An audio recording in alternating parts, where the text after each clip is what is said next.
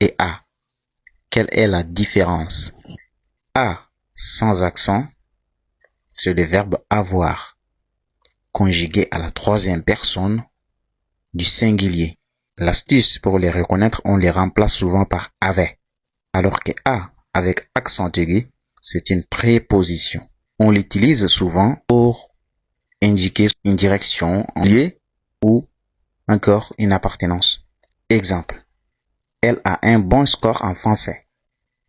Et là, on a déjà les pronoms personnels, donc il nous faut les verbes. Et donc on dit, elle a un bon score en français. Je suis à l'école. Là, on a déjà les verbes conjugués. Il nous faut une préposition. Et école, c'est un lieu. Donc là, on indique que je suis dans un lieu qui s'appelle école. Et là, c'est bien cet A-là. Donc, on dit je suis à l'école. Il a compris les cours.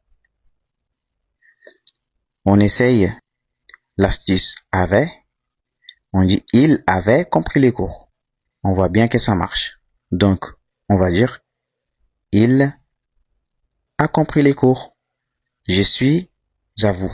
Si on essaye l'astuce avait pour voir je suis avec vous, on voit bien que ça ne marche pas. Donc, on va dire que c'est à là. Et ensuite, quand on dit à vous, c'est une appartenance. C'est comme dire je vous appartiens. Je suis à vous. Il part à Chicago. On va essayer l'astuce avait pour voir. Il part avec Chicago. Là, on voit bien que ça ne marche pas. Donc, on regarde ensuite. Chicago, c'est un lieu et en même temps, comme on a dit, il part à Chicago. C'est pour indiquer une direction et en même temps un lieu. Donc, on dit, il part à Chicago. Elle a un bon comportement. On essaie l'astuce avait. Elle avait un bon comportement. Là, on voit bien que ça marche très bien.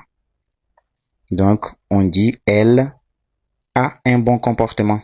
Et maintenant, on dit, je viens à Paris ou je viens à Paris. Écris-moi la bonne phrase, un commentaire et abonne-toi.